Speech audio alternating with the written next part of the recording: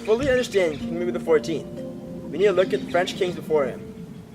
They were all very weak, and almost all suffered rebellions. An interesting note is that their symbol is actually the fleur de lis, or lily flower.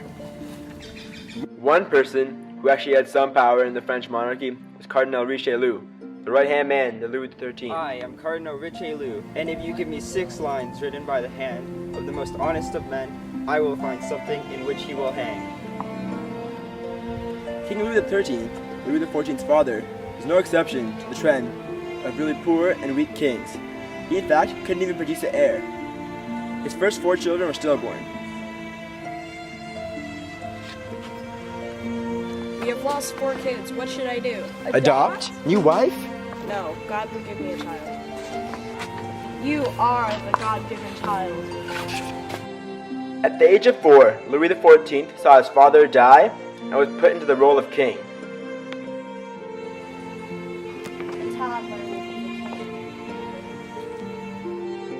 His mother, Anne of Austria, was thrown into the role of regent and had to rule for him.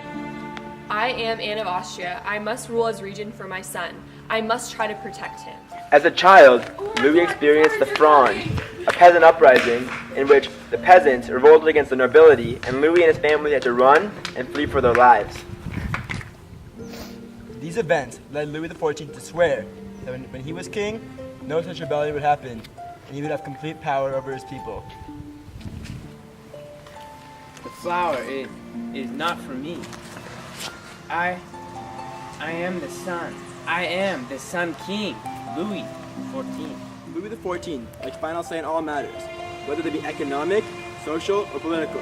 He, however, did have some advisors. One of these was Colbert, his financial advisor, who implemented tariffs which allowed for higher wages and better trading. One king, one law, one faith. I won't just chase women like my father. Women will chase me, and I'll be the best king the world has ever seen. Louis! Nah. Louis had one major goal as king. One king, one law, one faith. For a completely unified country. He went about this one king by making all the nobles visit his court in the Palace of Versailles. By making them be his friends and forcing them to visit him, he granted them favors. This made all the nobles know if they wanted to ever survive as a noble, they needed to look to King Louis XIV and be his friend. Hey Louis, you look so good today. You look so handsome. You look so majestic. Beautiful. Louis, there's a peasant causing us some trouble. Will you take care of it? I'll think about it. Louis, I can't get this girl. Can you help? I'll think about it. King Louis, in fact, sold nobles' titles in order to gain independent revenue. This little plan had only one issue. Louis would take these nobles' money up front, but guaranteed them tax cuts and other benefits later. These promised benefits were not his issue, but the issue of future generations. Because he had all this money coming in, he never had to assemble the States General or the Assembly. He never had to ask for taxation, and could do whatever he wanted and build whatever he wanted. Hello, my fellow States General Assemblyman. It's a fine day. It is. Do you know what time our next meeting is going to be? In about 175 years. I guess that's good. I do love a good vacation. Because King Louis had his own independent revenue, he never had to call the General Assembly. This meant he was a sole power and really had a true absolutist monarchy. Louis's next goal was a uniform law among all of France. At the time, northern and southern France had actually very different laws. Forgive me for stealing your bread. Whip me 10 times as punishment. No, here we stone you. That's against the law in the north. No, whipping is against the law. You're mistaken. Okay. To solve this problem, the king established his own code, the Code Louis, or a uniform set of laws. I have set forth these laws for all the people of France. Disobey them, and I will personally see that your head be removed and your wife be killed.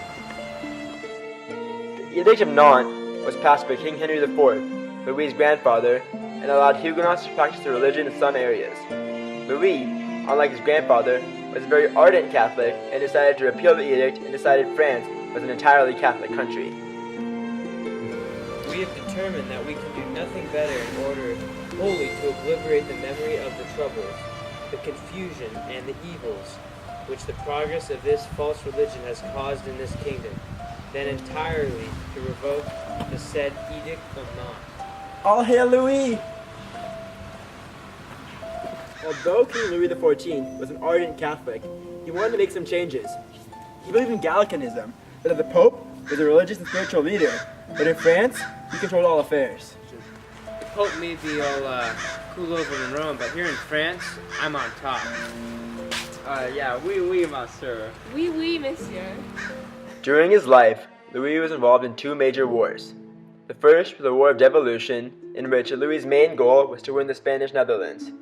He succeeded in this, and this result upset Holland, which led to the War of Netherlands. The French seemed poised to win this war, but then Spain and Australia jumped in and allied with Holland, making it a hard fight. Louis, as well as all the other countries, poured in all their funds, and eventually, the countries, financially exhausted, signed a treaty to end the war. King Louis XIV was, and still is, a very controversial figure. While he ruined France's economy, went backwards in terms of religious freedom, and was overall just a mean guy, he did unite France. His last words were, as he died, "I'm leaving you, but the state remains forever." In this statement, somewhat showed his motives.